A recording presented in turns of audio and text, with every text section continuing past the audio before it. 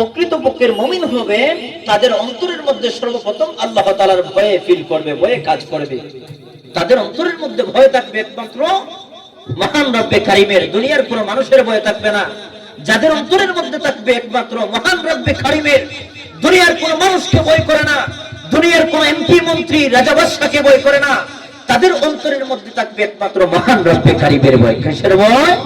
মহান রব্বে কারীমের ভয়।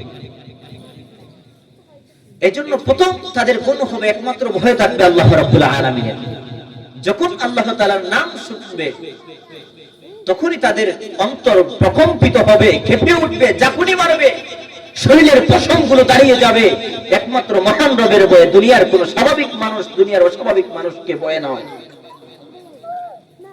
এজন্য আল্লাহ রাব্বুল আলামিন এখানে ওয়াজিলাত ব্যবহার করেছেন। ওয়াজিলাত শব্দের অর্থ কি আমরা জেনে আসি।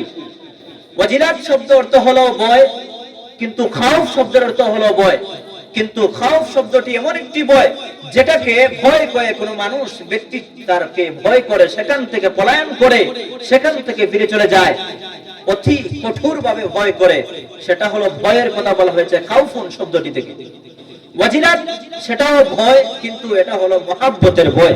কোন মানুষ যদি কাউকে মহাব্বত করে ভালোবাসে তাহলে তার খারাপ গুণ ভালো লাগবে, ভালো গুণ ভালো লাগবে, সবকিছু তার ভালো লাগবে। এই জন্য আল্লাহ রাব্বুল আলামিন এই জায়গার মধ্যে ওয়াজিলাত ব্যবহার করেছেন, অর্থাৎ এমন ভয়, মহাব্বতের ভয়। বান্দারা মুমিনরা যখন ভয় করবে আল্লাহ তাআলাকে, তারা ভয় করবে মহান রবকে, মহাব্বতের ভয়। সুবহানাল্লাহ।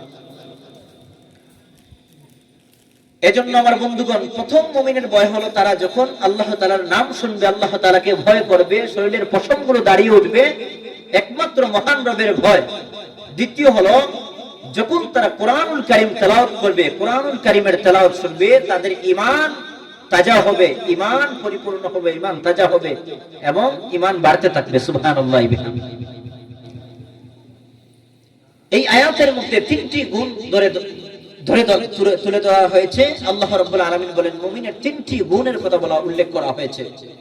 প্রথম হলো বান্দা যখন আল্লাহ তাআলার নাম শুনবে তার প্রকম্পিত হবে অন্তর, কেঁপে উঠবে, ঝাঁকুনি মারবে শরীর।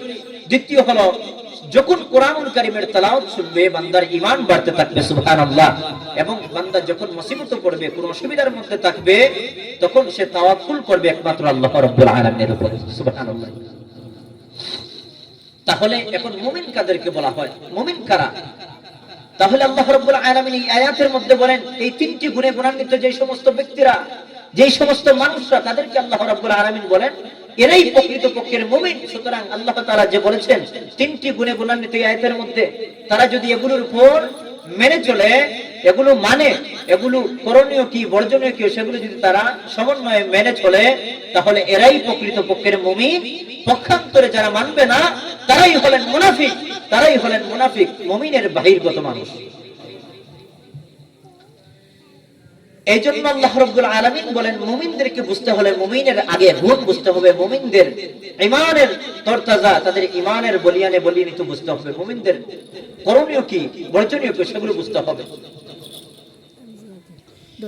এই জন্য আমার বন্ধুগণ,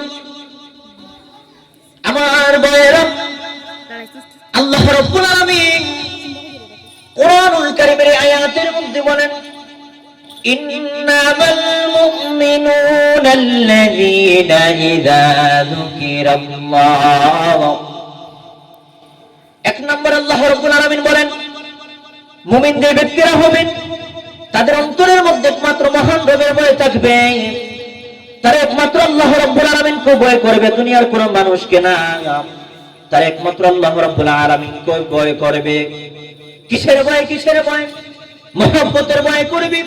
বান্দা গুনাহ থেকে চলে আসবে, গুনাহ থেকে চলে আসবে, বান্দা গুনাহ করতে পারবে না একমাত্র মহান রবের ভয়ে। যখন বান্দা আল্লাহ তাআলার নাম শুনবে, যখন বান্দা আল্লাহ তাআলার নাম শুনবে, বান্দা গুনাহ করার ইচ্ছা পোষণ করবে, গুনাহ থেকে বেরিয়ে চলে আসবে, গুনাহ থেকে চলে আসবে।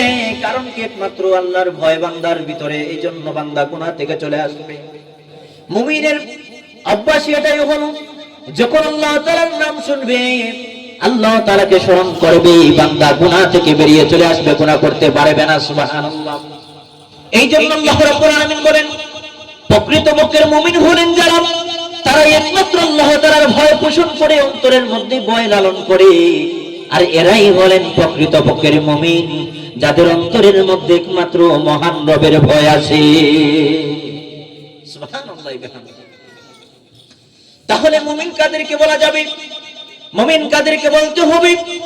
যাদের অন্তরের মধ্যে একমাত্র মহান রবের ভয় লালন পালন করেন।